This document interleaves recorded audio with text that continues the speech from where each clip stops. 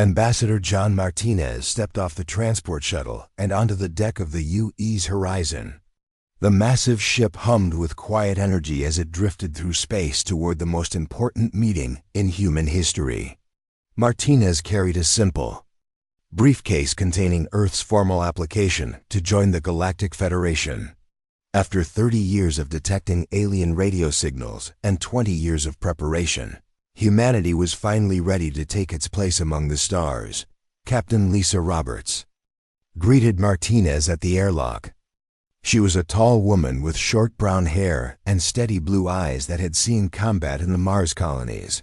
Her uniform was crisp and professional, but Martinez could see the tension in her shoulders.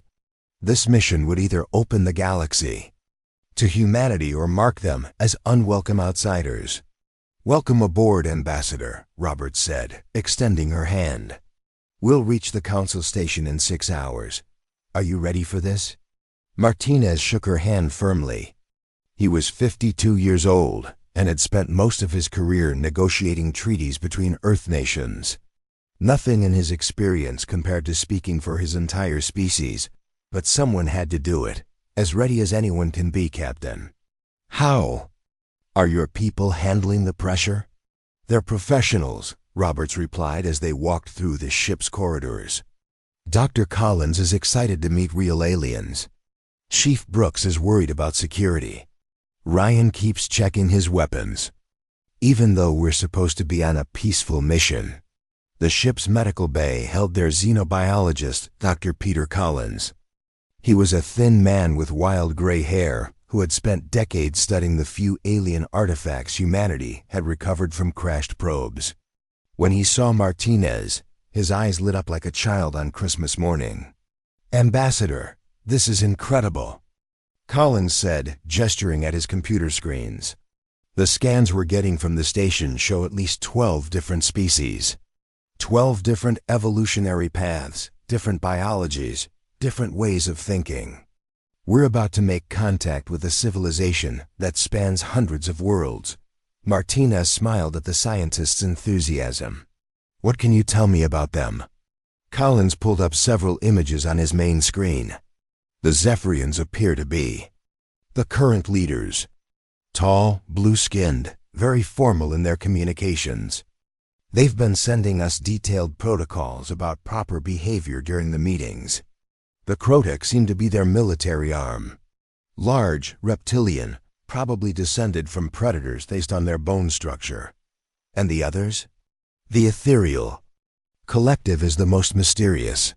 They're energy beings who inhabit crystal matrices. Our computers can barely process their communication methods. There are 9 other species, but we have limited data on them. What we do know is that they've maintained peace for over 3,000 years through the Council system. Martinez nodded thoughtfully. 3,000 years of peace was impressive, but it also meant these species might have forgotten how to deal with conflict. Humanity had never known such extended peace. Even now, small wars raged across Earth's colonies. Chief Security Officer Ryan Brooks appeared in the doorway. He was a compact man with scarred hands and alert eyes that constantly scanned for threats. "Ambassador, we need to discuss security arrangements for the station." They moved to the ship's briefing room where Brooks laid out detailed schematics on the table. The Council Station is massive, about the size of Luna City.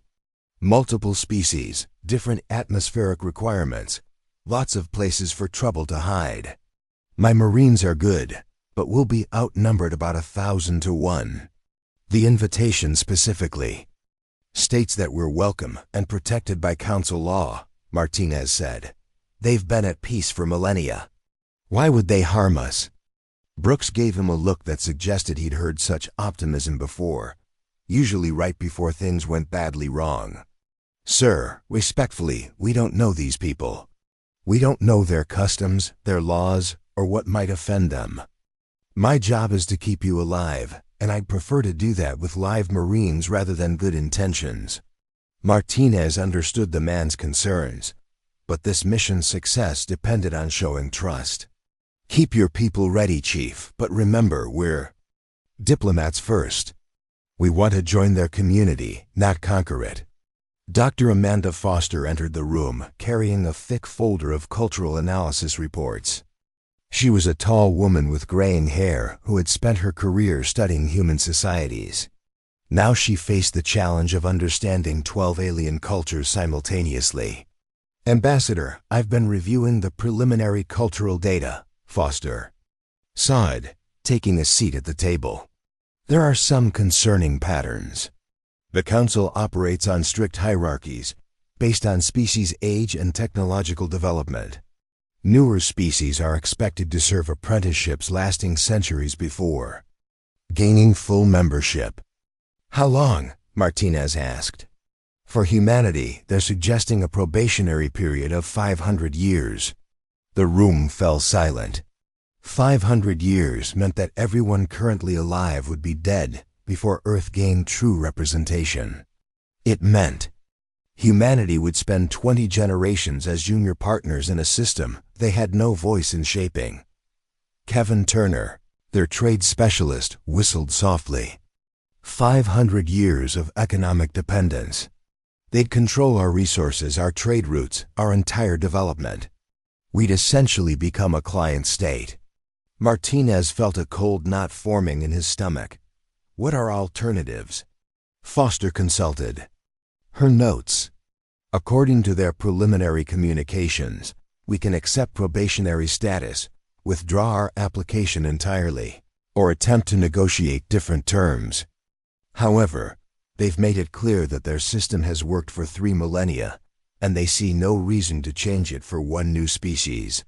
The horizon shuddered slightly as it dropped out of faster-than-light travel. Through the briefing room's viewport, the Council station came into view. It was beautiful and terrifying, a massive structure of gleaming metal and crystal that dwarfed anything humanity had ever built. Hundreds of ships from dozens of species docked at its various ports. Captain Roberts' voice came over the intercom. Ambassador, we're being hailed by station control. They're requesting permission to board and conduct a security inspection of our vessel. Martinez looked at Brooks, who was already frowning. That wasn't mentioned in any of the protocols. The security chief said, "It sounds like they want to search our ship before we're allowed to dock." Grant permission, Martinez decided. We have nothing to hide, and refusing would start things off badly. 20 minutes later, a Zephyrian inspection team materialized. On the Horizon's bridge using some form of teleportation technology. The lead inspector was nearly 7 feet tall with pale blue skin and silver eyes that seemed to look right through the humans. He wore elaborate robes that marked his high rank in the Council hierarchy. I am Inspector Velmer of the Zephyrian Oversight Division, the alien said in perfect English, though his voice had an odd musical quality. We must examine your vessel for contraband materials and verify that your species meets basic civilization standards. The inspection took 3 hours. The Zephyrians used handheld devices to scan every inch of the ship, paying particular attention to the weapons lockers and computer systems. They questioned Dr. Collins extensively about human biology and seemed surprised by humanity's genetic diversity. They showed particular interest in the ship's historical databases, spending a long time reviewing Earth's military conflicts. When the inspection ended, Velmer approached Martinez with an expression that might have been concern or disapproval. Ambassador, your species has an unusually violent history. The Council will need to discuss whether humanity is ready for membership in a peaceful galactic community. Every species has struggled with conflict, Martinez replied carefully. What matters is that we've chosen to reach for the stars instead of destroying ourselves. We want to learn from your example of lasting peace. Velmer's silver eyes studied the human ambassador for a long moment. We shall see. You are cleared to dock. The formal hearings begin tomorrow at the 9th hour, Council Standard Time. Do not be late. The Council does not tolerate delays. As the Zephyrians teleported away, Martinez felt the weight of humanity's future pressing down on his shoulders. Tomorrow he would speak for 8 billion people in countless generations yet unborn. Success would open the galaxy to human exploration and growth. Failure might leave Earth isolated forever, cut off from the community of worlds that surrounded them. Captain Roberts appeared beside him as the horizon slowly approached its assigned docking port. "How do you think it went?" she asked. Martinez watched the alien station growing larger in the viewport. Somewhere in that vast structure, 12 ancient species would sit in judgment of humanity's worthiness. "We'll find out tomorrow, Captain. We'll find out tomorrow." Ambassador Martinez woke early on the 4th day of negotiations. The previous 3 days had not gone as planned. The Galactic Council treated humanity like children who needed to be taught proper behavior. Every suggestion Martinez made was dismissed with polite but firm refusal. The council members spoke to him the way adults spoke to a stubborn child who didn't understand the rules. Captain Roberts found Martinez in the ship's observation deck, staring out at the massive alien station. Her face was grim as she approached with a cup of coffee. "The communications array picked up some interesting chatter last night," she said quietly. "The aliens have been talking about us when they think we can't hear." "What kind of talk?" Martinez asked, accepting the coffee gratefully. "Nothing good. The Zephyrians think we're too aggressive. The Krodak believe we're weak because we haven't conquered our entire solar system yet.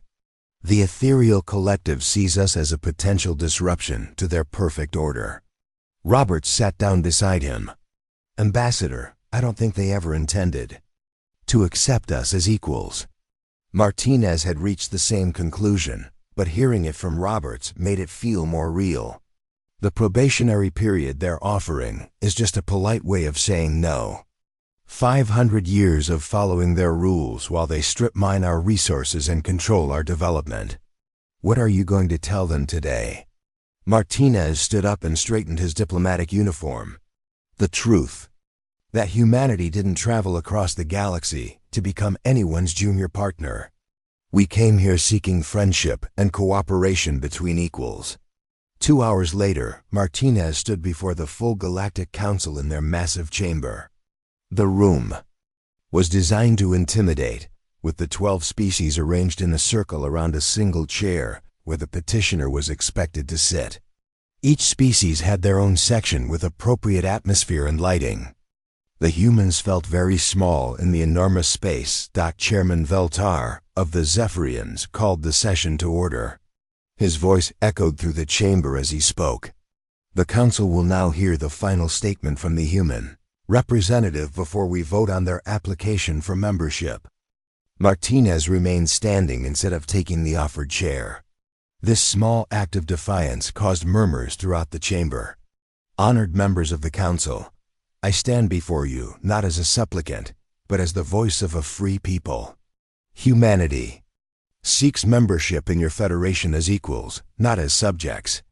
The Krodak representative, General Karthok, leaned forward in his massive chair. His reptilian features twisted into what might have been amusement. "Equals, your species has barely left its home system. You have no understanding of galactic politics, no experience with interstellar trade, no knowledge of the ancient laws that keep peace among the stars. We may be new to the galaxy, but we are not new to civilization," Martinez replied.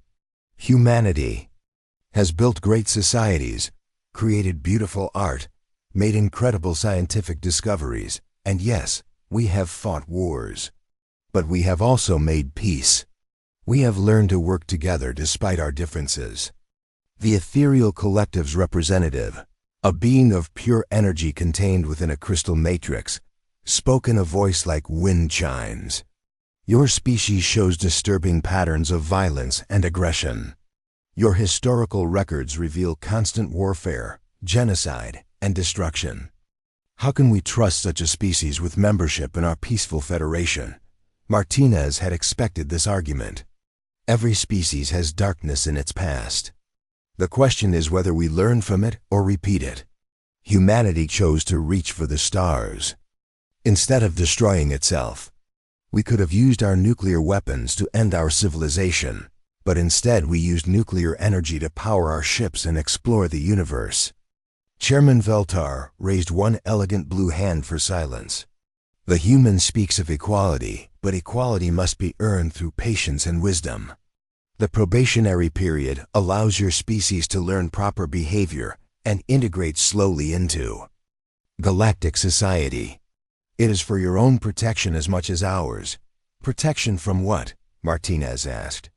From making our own choices, from speaking our own minds, from maintaining our dignity as a free people? The chamber erupted in angry voices. Several species began speaking at once, their alien languages creating a cacophony of disapproval. Martinez had clearly crossed some invisible line by questioning the council's wisdom. General, Karthak slammed his massive fist on his chair's armrest. The human shows exactly why his species is not ready for membership. He questions his betters, refuses to accept proper guidance, and displays the arrogance typical of younger races. I display the dignity of a free people who will not be anyone's servants, Martinez replied firmly. If the council cannot accept humanity as equals, then perhaps we should withdraw our application and find our own path among the stars. Silence that followed was deathly. For 3,000 years, no species had ever rejected the council's offer of membership, even probationary membership. The very idea seemed to shock the assembled aliens into temporary speechlessness. Chairman, Veltar's silver eyes narrowed dangerously. You would refuse the wisdom and protection of the Galactic Council? You would choose isolation over integration? I would choose freedom over slavery, regardless of how politely it's offered. Martinez said that was the moment everything changed. The chairman's expression shifted from diplomatic annoyance to cold fury. Around the chamber, the other species began consulting their individual communication devices. Martinez could see them exchanging rapid messages, but he couldn't understand their languages. The human has revealed his true nature, announced the representative of a Velkari Union, a species that looked like giant insects. He speaks of freedom, but he means chaos. He speaks of equality, but he means dominance. His species seeks to disrupt the order that has maintained peace for millennia. Dr. Collins, who had been sitting quietly in the observer section, leaned forward and whispered to Captain Roberts, "Something's wrong." Their body language has changed completely. They're not debating anymore. They're coordinating. Roberts felt a chill run down her spine. Her combat instincts were screaming warnings, but there was nothing she could do. They were surrounded by thousands of aliens on a station they didn't understand, with no backup and no way to escape. Chairman Veltar stood up, his 7-foot frame imposing even at a distance. The council has reached a unanimous decision. The human representative has demonstrated that his species suffers from terminal cultural contamination. They show aggressive diplomatic conduct and complete disrespect for established galactic order. Martinez felt the ground shifting beneath his feet. This wasn't going according to any diplomatic protocol he knew. Chairman, if humanity's application is rejected, we accept that decision. We ask only for safe passage back to our ship so we can return to Earth. That will not be possible, Veltar said coldly. The ancient laws are clear. Species that threaten galactic stability through cultural contamination must be dealt with decisively. You have corrupted this sacred chamber with your aggressive behavior and disrespectful attitude. Security forces began moving into the chamber. They were Krotak warriors, massive reptilian beings armed with energy weapons. Martinez realized with growing horror that he was not going to be allowed to leave. What are the charges? He demanded, his diplomatic training taking over even as panic began to set in.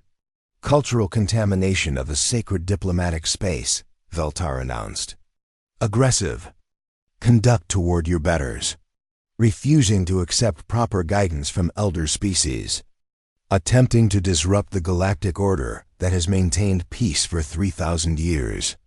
In the observer section, Chief Brooks started to move toward his sidearm, but Captain Roberts grabbed his arm. "Don't," she whispered. "We're outnumbered. 1,000 to 1. They'll kill us all." Martinez looked up at his people in the gallery. He could see the fear in their eyes, but also the pride. They knew he had spoken the truth, even if it cost him everything. "I request legal representation and a proper trial according to galactic law." General Carthok laughed, a sound like grinding stone. "Younger species have no rights to trials. The Council's judgment is final and immediate." The neural disintegrator was brought into the chamber on a floating platform. It looked like a simple metal arch, but Martinez could feel the deadly energy humming within it. This was how the Council dealt with those who challenged their authority. Quick, clean, and final. "You're making a mistake," Martinez said, his voice steady despite the terror in his heart. "Humanity will not forget this betrayal. We came here in peace, seeking friendship. You respond with murder." Chairman Veltar stepped closer, his silver eyes cold as winter stars. "No one will remember you, human. Your species will receive word that their ambassador died in an unfortunate accident. They will mourn and forget, as all lesser species do when reminded of their place." The neural disintegrator activated with a high-pitched whine. Martinez closed his eyes and thought of Earth, of the blue skies and green forests he would never see again. He thought of the 8 billion people who had trusted him to speak for them. His last words were a promise and a warning. Humanity remembers, and humanity never forgives. The beam struck him, and John Martinez, first human ambassador to the stars, died instantly. His death was broadcast across the galaxy as a lesson to other species about the consequences of challenging the Est. The UE's Horizon limped back to Earth with its crew traumatized and its mission destroyed. Captain Roberts sat in her command chair, staring at the blue marble that was humanity's home. In her pocket was a data chip containing the footage Dr. Collins had secretly recorded of Ambassador Martinez's execution. The aliens had searched their ship but missed the tiny device hidden in Collins' medical scanner. 3 days after the Horizon docked at Luna Station, the footage was broadcast worldwide. Every television, computer, and communication device on Earth and the colonies showed the same horrific scene. Ambassador John Martinez, humanity's first representative to the stars, murdered in cold blood by aliens who considered themselves superior to the human race. President William Hayes stood at the podium in the White House press room, his face pale but determined.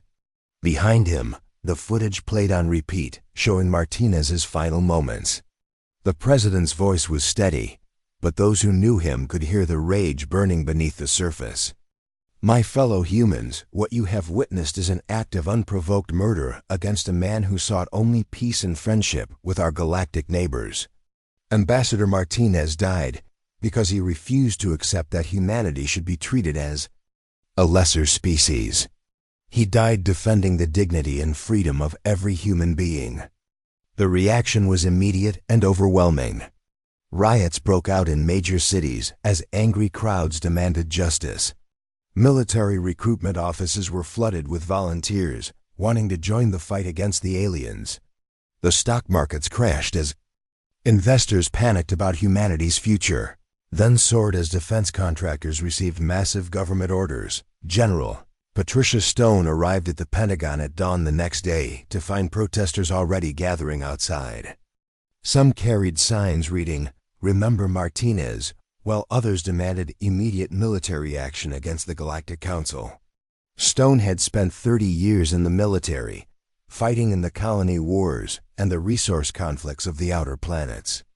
She had never seen the American people so unified in their anger. In the secure briefing room beneath the Pentagon, Stone met with the president's inner circle, the Secretary of Defense, the Joint Chiefs of Staff, and the heads of various intelligence agencies. All sat around a table covered with classified reports about alien technology and capabilities. "The situation is clear," Stone began.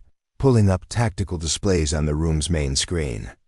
Based on Captain Roberts' intelligence reports, the Galactic Council has overwhelming technological superiority. Their ships are faster, their weapons more powerful, and their defenses nearly impenetrable by conventional means.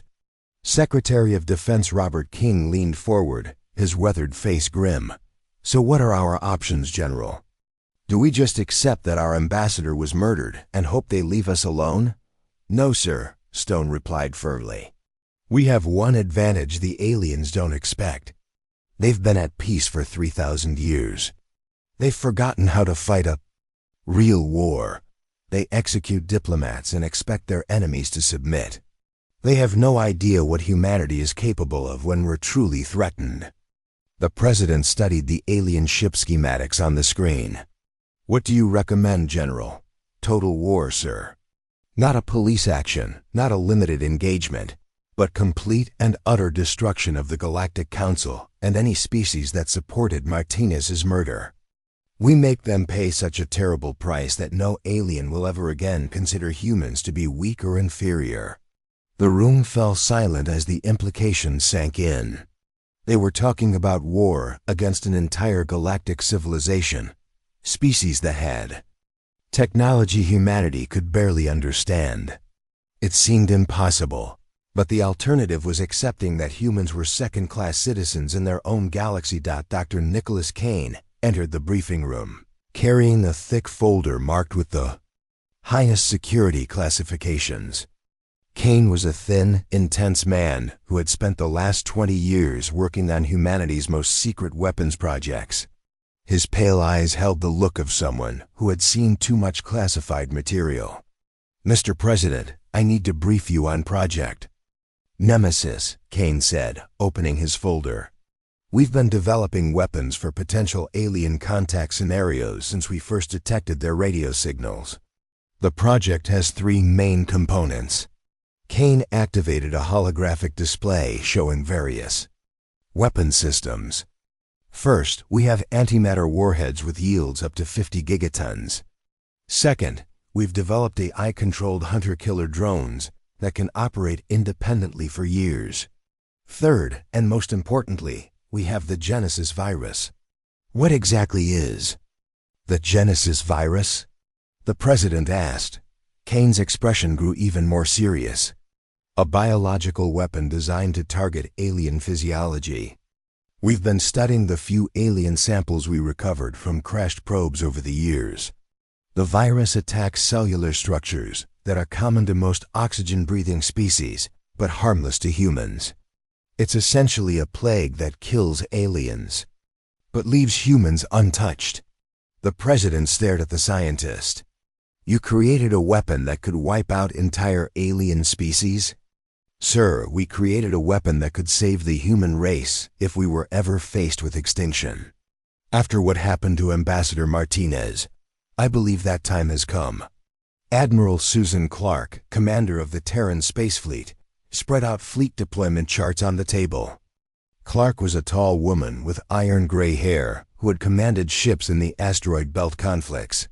Her voice was calm and professional as she outlined humanity's military assets. "We have the newly commissioned Dreadnought UES Retribution under Captain Daniel Murphy, plus 18 heavy cruisers, 47 destroyers, and over 200 smaller vessels. It's not enough to match the aliens in a straight fight, but it's enough to begin asymmetric warfare operations." "What about the new construction programs?" General Stone asked. "We're converting every shipyard in the system to military production. The automated factories on Titan are being retooled to build unmanned warships controlled by AI systems. Within 6 months, we'll have a fleet of over 1,000 ships, each programmed with one mission: destroy the Galactic Council." The president looked around the room at his advisors. These were good people, dedicated to protecting humanity, but they were talking about genocide on a galactic scale. The moral weight of the decision pressed down on him like a physical force. "The alien footage shows them celebrating Martinez's death," he said finally. "They broadcast it across the galaxy as a warning to other species. They want everyone to know that this is what happens when you challenge their authority. Sir, we have polling data from around the world, the White House Chief of Staff interjected. 89% of the population supports military action against the aliens. The approval rating for full-scale war is even higher among the younger demographics. President Hayes stood up and walked to the window overlooking the White House lawn. Outside, he could see protesters carrying signs demanding justice for Martinez. The ambassador had been a friend, a good man who believed in the possibility of peace between species. His murder had changed everything. Dr. Kane, how long before your weapons are ready for deployment? The antimatter warheads are ready now, sir. The AI drones need another month of testing. The Genesis virus requires careful deployment to ensure it spreads effectively through alien populations. Admiral Clark, how long before we can launch the first strike?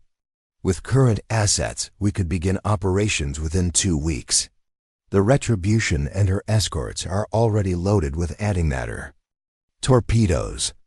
Captain Murphy is eager to avenge the ambassador. The president turned back to the room. General Stone, I'm authorizing the total eradication protocol. You have full authority to use any means necessary to destroy the Galactic Council and any species that participated in or supported Ambassador Martinez's execution. Mr. President, are you sure about this? Secretary King asked. Once we start down this path, there's no going back. We'll be at war with the entire galaxy. They started this war when they murdered our ambassador, Hayes replied. They wanted to send a message to the galaxy about what happens when you challenge their authority. Now we're going to send our own message. We're going to show them what happens when you murder a human diplomat. General Stone stood up and saluted. Sir, I'll need complete mobilization of all military assets. Every ship, every weapon, every soldier we have. You have it. Draft orders for immediate military service for all able-bodied citizens. Convert every factory to military production. Requisition every ship in the merchant fleet. As of this moment, the entire human race is at war. Within hours, the mobilization began. Factories that had been producing consumer goods were retooled to build weapons and spacecraft. Scientists who had been working on civilian projects were reassigned to military research. The entire population of Earth and the colonies was focused on a single goal, making the aliens pay for what they had done. Captain Daniel Murphy stood on the bridge of the UES Retribution as the massive dreadnought prepared to leave Earth orbit. The ship was humanity's most powerful warship, bristling with weapons and carrying enough firepower to destroy a small moon. Murphy had requested this assignment personally after learning of Martinez's death. Sir, we're receiving final targeting data from Fleet Command, his first officer reported. Our first target is the Zephyrian border station at Kepler 442. Intelligence suggests it's lightly defended and used prim. 6 months after Ambassador Martinez's execution, the first human strike force emerged from hyperspace near the Zephyrian border station at Kepler 442. Captain Daniel Murphy stood on the bridge of the UES Retribution, watching the alien station grow larger on his screens. The station was beautiful in its own way, all flowing curves and crystal towers that caught the light of the nearby star. Target acquired, sir, reported Lieutenant Sarah Kim from the weapons station. The station appears to be running normal operations. No sign they've detected us yet. Murphy felt no satisfaction at the thought of destroying the peaceful station. This wasn't about glory or conquest. This was about sending a message that would echo across the galaxy. All ships, prepare to engage. Remember, we're not just fighting for ourselves. We're fighting for every species that might face the Council's so-called justice in the future. The attack began with a spread of antimatter torpedoes launched from maximum range. The aliens had grown complacent during their long peace, and their detection systems were designed more for traffic control than military threats. By the time the station's sensors registered the incoming weapons, it was far too late to mount any defense. The explosions lit up space like tiny suns. The beautiful crystal towers shattered into glittering debris, and the station's elegant curves became twisted metal scattered across kilometers of vacuum. 3,000 Zephyrians died in the first 30 seconds of humanity's war of revenge. Murphy watched the destruction through his tactical display, feeling nothing but cold satisfaction. Signal Fleet Command, target destroyed, no human casualties. Proceeding to secondary objectives. Across the galaxy, similar attacks were taking place simultaneously. Human strike teams, many composed of civilian volunteers who had lost friends or family to alien policies, hit soft targets throughout Council space. Communication relays, trade stations, and border outposts disappeared in flashes of antimatter fire. The Galactic Council's response was swift but predictable. Admiral Kethver of the Zephian Defense Fleet received orders to locate and destroy the human raiders. His fleet consisted of 30 massive battleships, each one larger and more powerful than anything in the human arsenal.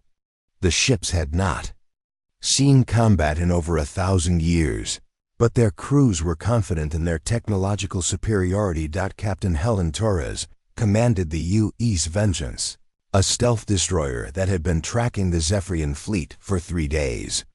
Her ship was invisible to alien sensors, using technology adapted from submarine warfare on Earth's oceans. Torres was a veteran of the Mars Rebellion, and she understood that sometimes the smallest ship could deliver the biggest surprise. Admiral Kethver is maintaining standard fleet formation, she reported to Murphy via encrypted communication. 30 ships in a tight defensive cluster, moving at sub-light speed toward the last attack site. They're following their tactical manual exactly, Murphy smiled grimly.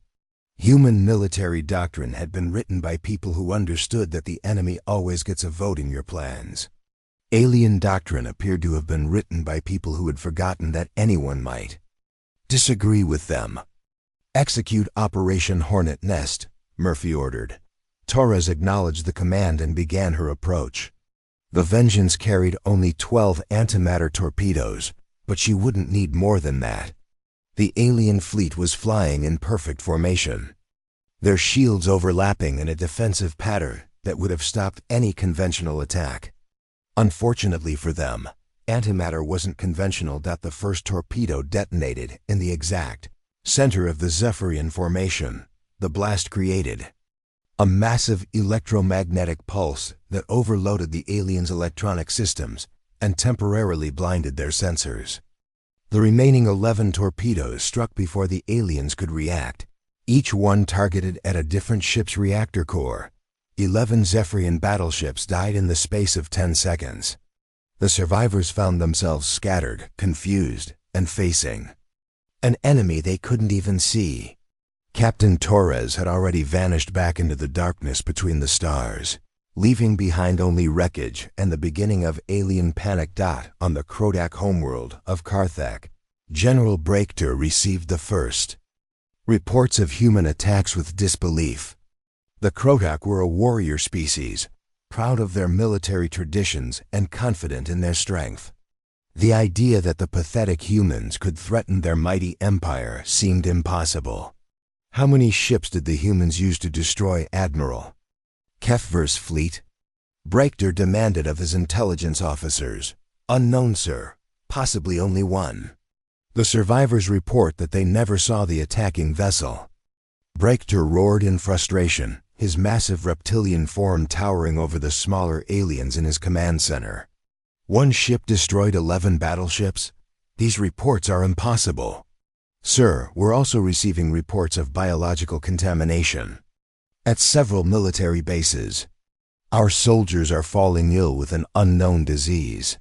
The disease was Dr. Kane's Genesis virus, delivered by tiny drones that had infiltrated Krodak military installations weeks earlier. The drones were no larger than insects, and they had been spreading the virus throughout the Krodak military hierarchy without anyone noticing. The virus attacked the Krodak respiratory system, causing a slow but inevitable death that their doctors couldn't treat or even understand. Within days, the Krodak military command structure began to collapse. Generals died gasping for breath in their command bunkers. Admirals collapsed on the bridges of their ships. The warrior culture that had dominated this sector of the galaxy for centuries found itself facing an enemy that killed from the shadows, leaving no one to fight and no way to strike back. Lieutenant Colonel Maria Santos led the ground assault on Galactic Council, Administrative Center 7.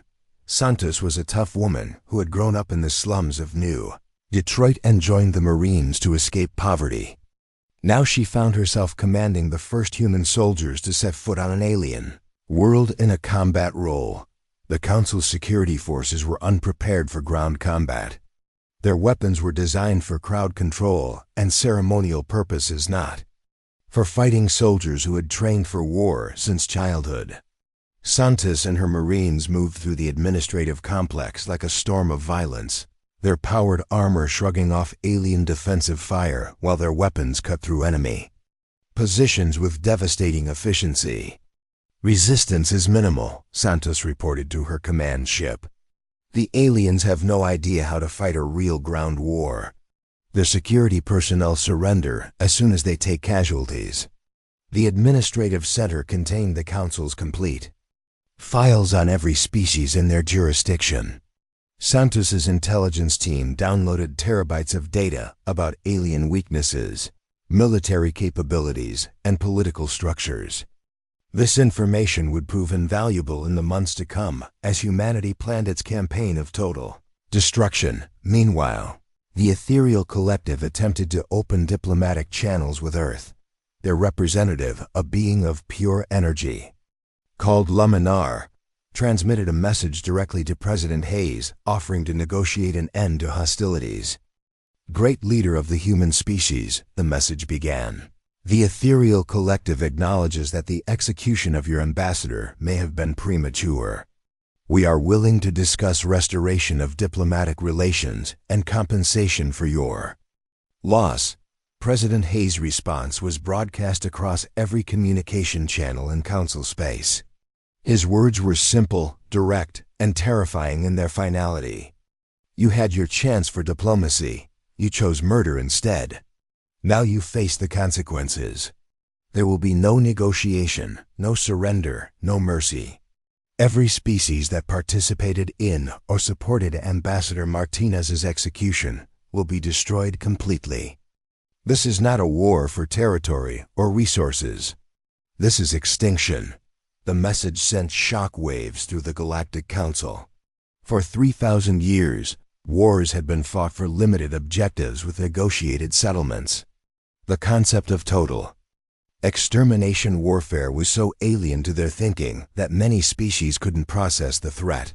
Captain Murphy received new orders as the Retribution patrolled the ruins of former Zephyrian space. Humanity's automated shipyards had been working around the clock, and the first wave of AI-controlled warships was ready for deployment. Each ship was crewed entirely by artificial intelligence and programmed with a single directive: find and destroy all Galactic Council forces. "Sir, we're tracking over 800 new contacts emerging from Earth space," reported his tactical officer. "All broadcasting human identification codes, all heading for different target systems." Murphy nodded with satisfaction. The aliens had wanted to teach humanity its place in the galactic order. Instead, they had awakened something that would reshape the galaxy forever. Human ships spread across known space like a plague of vengeance, each one carrying death to those who had thought themselves superior to Earth's children. The war had only just begun, but already the balance of power in the galaxy was shifting. The Galactic Council's 3,000 years of peace were ending in fire and blood, and humanity was just getting started. Ambassador Martinez's death had been meant to humble the human race. Instead, it had unleashed a force that would not stop, until every trace of the Council's arrogance had been burned from the stars. 2 years after the war began, Admiral Susan Clark stood on the command deck of the UES. Retribution as it approached the Galactic Council station, where Ambassador John Martinez had died. The same station that had once seemed so magnificent and intimidating now looked like a dying monument to alien arrogance.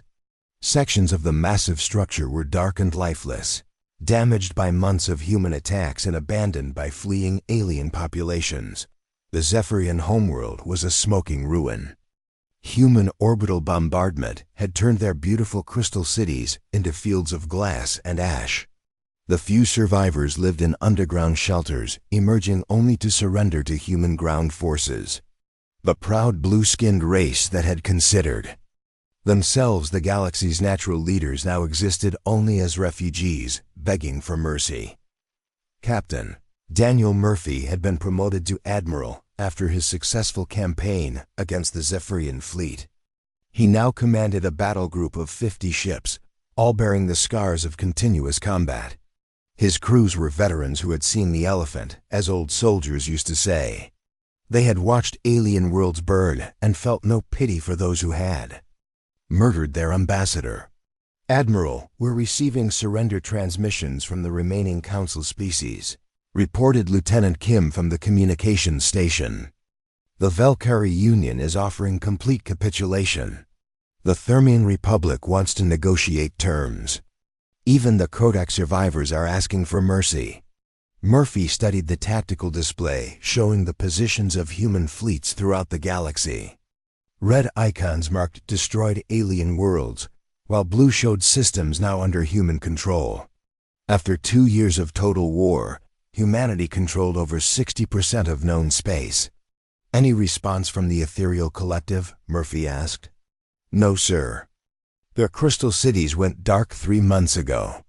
We think the Genesis virus finally reached their energy matrices. Dr. Kane's weapon seems to work on any form of organized alien life. The Genesis virus had proven more effective than its creators had dared hope. The biological weapon spread through alien populations like wildfire, killing species that had never known disease or death from illness. Entire civilizations died coughing and gasping, their advanced medicine useless against a weapon designed specifically to target non-human biology. President Hayes, now in his second term, had grown harder during the war years.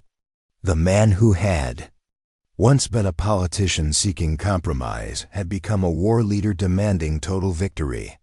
He addressed the galaxy from his command center beneath the White House, his words carried by human transmitters that had replaced the alien communication networks.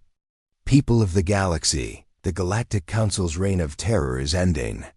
For 3,000 years, they ruled through fear and intimidation. They murdered diplomats who dared to speak for their people's freedom. They treated entire species as slaves and subjects. Today, that ends forever. The final assault on the Council station was led by Captain Lisa Roberts, now an admiral herself. She had requested the honor of commanding the ship that would deliver the killing blow to the chamber where Martinez died. The Horizon, heavily modified and armed with the most powerful weapons humanity had developed, approached the station where it had all begun. Target the Council chambers specifically, Roberts ordered her weapons officer. I want the neural disintegrator that killed Ambassador Martinez to be the first thing we destroy. The antimatter torpedo struck the chamber with surgical precision. The blast vaporized the device that had executed humanity's first envoy, along with the entire ceremonial hall where 12 species had once sat in judgment of the human race. Roberts watched the explosion through her viewscreen and felt a cold satisfaction that she knew Martinez would have understood. Commander Jake Morrison, now director of the Galactic Pacification Authority, oversaw the surrender ceremonies on dozens of worlds. The human spy networks he had built during the early days of the war had grown into a vast intelligence apparatus that monitored every surviving alien population. Morrison was a patient man who understood that winning a war was only the beginning of the real work. The Aquarian species is requesting permission to maintain their ocean cities, reported his aide, Lieutenant Commander Beth Foster. They claim they never supported the Council's decision to execute the ambassador. Morrison reviewed the intelligence files on his desk. The Aquarians had indeed abstained from the vote, but they had also remained silent when they could have spoken against it. In the new galaxy that humanity was building, silence in the face of injustice was itself a crime. Denied. All alien governments are dissolved as of today. They'll be placed under direct human administration until they prove they can be trusted with limited self-governance. The trials of surviving council members began on Earth, broadcast live across the galaxy. Former Chairman Veltara of the Zephyrians was the first to face human justice. The tall, proud alien who had once looked down on humanity now stood in chains. Before a human tribunal, Judge Patricia Coleman, a former Supreme Court justice, read the charges in a voice that carried across light years. Veltar of the Zephyrian species, you are charged with crimes against humanity, specifically the premeditated murder of Ambassador John Martinez and conspiracy to deny humanity its rightful place in galactic civilization. Veltar's silver eyes, once so cold and arrogant, now showed only fear. I acted according to the ancient laws of the Council. The human ambassador showed disrespect to his betters. The punishment was prescribed by traditions older than your species. Those traditions died with your council, Judge Coleman replied. You will be executed by the same method you used to murder our ambassador.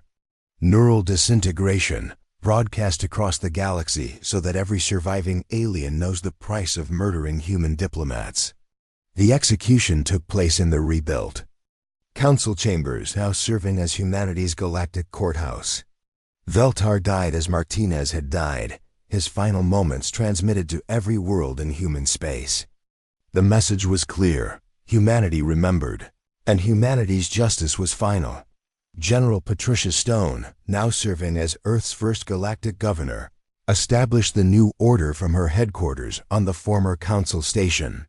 The facility had been rebuilt according to human architectural principles, with clean lines and functional design, replacing the intimidating grandeur the aliens had preferred.